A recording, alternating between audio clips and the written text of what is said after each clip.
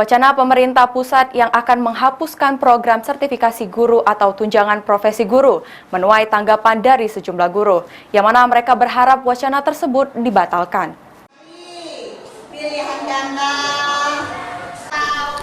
Rencana pemerintah yang akan menghapuskan tunjangan profesi melalui RUU Sisdiknas menuai tanggapan dari sejumlah tenaga pengajar di Kota Lubuk Linggau.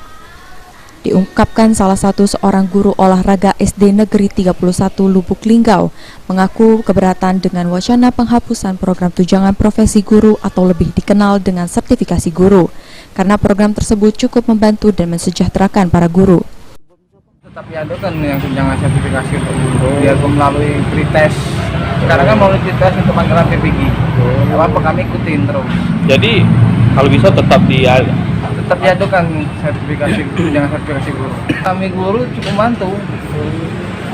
Biarpun pembayarannya dalam limit waktu 3 bulan sekali, tapi sangat tetap membantu.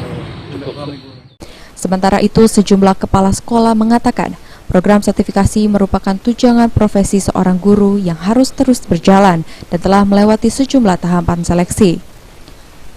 Tri Hajaria, PAL TV.